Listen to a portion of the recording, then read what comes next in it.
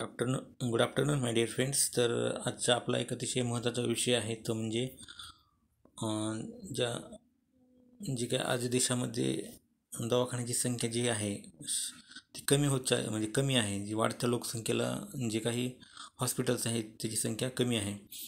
म्हणजे आता 141 कोटी एवढी लोकसंख्या आहे, तर एवढ्या लोकसंख्येला किती दवाखाने हॉस्पिटल पाहिजेत, तर तो एक अतिशय गंभीर प्रश्न आहे.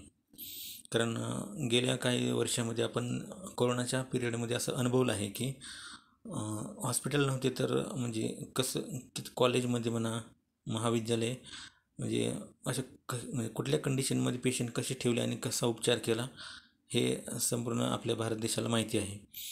परत डॉक्टरांची संख्या किती कमी होती, परत हॉस्पिटल्स किती होते, म्हणजे स्टाफ किती कमी होता. तर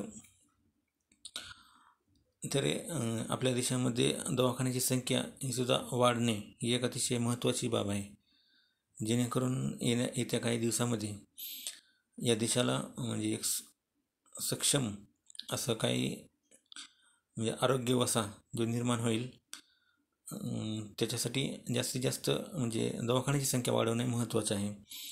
कारण असं होऊ शकतं की समजा एखादी कुठली महामारी आली किंवा एखादा कुठला मोठा महारोग आला, तर त्यावेळेस संपूर्ण मानवजाती ही त्या रोगाच्या विळख्यात म्हणजे विळख्यात आटोपली जाते.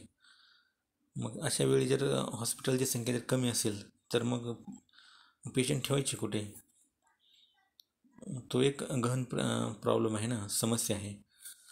त्याच्यामुळे देशामध्ये जास्तीत जास्त डॉक्टरची संख्या वाढवणे, हॉस्पिटलची संख्या वाढणे अतिशय महत्त्वाची बाब आहे. धन्यवाद.